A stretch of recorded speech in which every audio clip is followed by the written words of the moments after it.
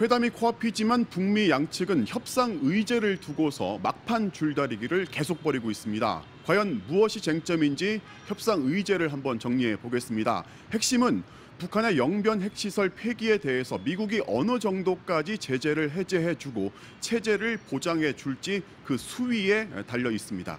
나세용 기자가 자세히 설명해 드립니다.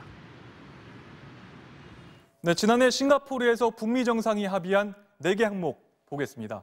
한반도 완전한 비핵화, 새로운 북미 관계 수립, 항구적 한반도 평화체제 구축, 전몰자 유골 송환, 이 4가지를 이번에 구체화하는 것이 과제입니다. 하나씩 보겠습니다. 먼저 핵심인 한반도 비핵화 문제입니다. 북한이 제시한 카드는 이미 공개됐습니다. 조건부지만 영변 핵시설의 폐기 그리고 그 이상의 조치도 가능하다고 약속한 겁니다. 북한 핵개발의 심장부입니다. 영변 시설을 폐기한다면 이 핵 능력의 상당 부분이 감소합니다. 적어도 더 이상의 핵 개발은 쉽지 않게 됩니다. 관건은 폐기를 제대로 하는지 그 과정을 어떻게 감시하고 검증할지입니다. 여기에 핵무기를 실어 나르는 대륙간 탄도미사일, ICBM과 대량 살상 무기도 의제로 놓고 협상 중이라고 미국 고위급 인사가 밝혔습니다. 영변 그 이상에 해당되겠습니다. 미 본토거 사정권에 드는 이 대륙간 탄도미사일 문제는 미국이 가장 민감해하는 문제죠. 반대로 북한으로서는 가장 강력한 협상 카드입니다. 이 문제가 실제로 협상문에 포함된다면 상당한 진전으로 볼 수 있습니다. 다음은 새로운 북미 관계 수립 문제 보겠습니다.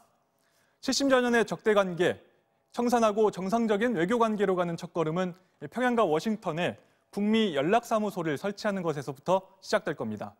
북한에 대한 체제 보장하는 문제이기도 합니다.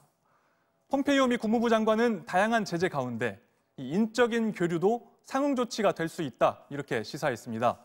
미국인의 북한 여행 금지 이번에 풀어줄 수 있을 거란 해석도 나옵니다. 여기에서 금강산 관광 허용 여부 거론되고 있습니다. 이번 회담의 후속 조치로 자연스럽게 혹시 포함되지 않을지 우리 정부는 기대하고 있습니다. 대신 폼페이오 장관은 북한과 교역하고 불을 창출하는 것을 막는 핵심 경제 제재, 이 제재는 유지될 것이라고 못 박았습니다. 개성공단에 대한 제재 해제, 이번엔 어려울 것으로 예상합니다. 다음은 한반도 평화체제 구축 문제 보겠습니다. 비건 대표가 얼마 전 트럼프 대통령이 전쟁을 끝낼 준비가 됐다고 밝혔는데요. 종전 선언이 가능할지 한 발 더 나가서 구속력 있는 평화협정 체결 논의가 시작될지 주목됩니다. 이렇게 의제는 많은데 시간은 부족합니다. 비핵화와 상응조치 로드맵, 그러니까 구체적인 일정표를 이번 하노이 회담 때 정하기만 해도 성공적이란 평가가 나옵니다. MBC 뉴스 나세웅입니다.